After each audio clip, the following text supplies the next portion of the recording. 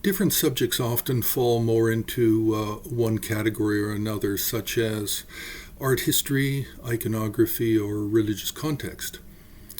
Now, the subject of Amoghapasha, really there's three topics concerning Amoghapasha. Who is Amoghapasha is first.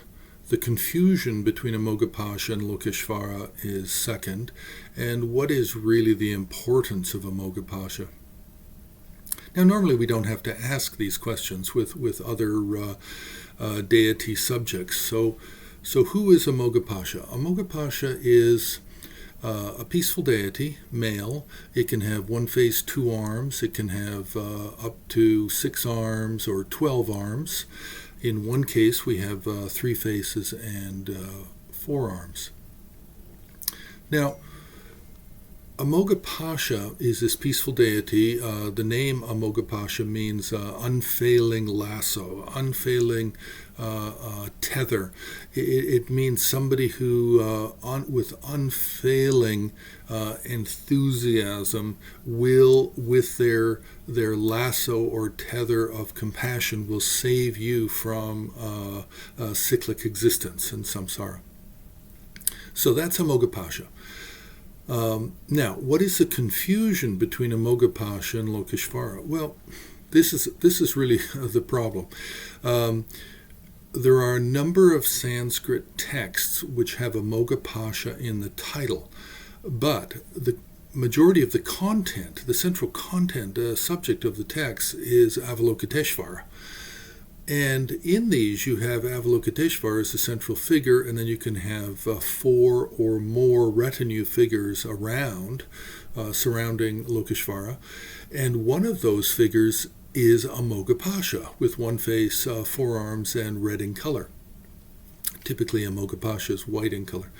From the viewpoint of the main Amoghapasha deity. So what we really have here is we have 2 figures. We have Avalokiteshvara, which is often called Amoghapasha when he appears in a text that's titled Amoghapasha, and then we actually have a real deity who is an Amoghapasha, who is by identity Amoghapasha. So we have this constant confusion between Lokeshvara and Amoghapasha. Now, why is this subject even remotely important? Well, aside from the confusion from a religious context point of view between Amoghapasha and Lokeshvara, the reason the subject of Amoghapasha in general is important is really because of art history. It's really because of the tremendously large amount of high quality artworks, both painting and sculpture, that we have from the it's the 10th century, 10th, 11th, 12th, 13th, and 14th century. So it's the first half of the second millennium of our age.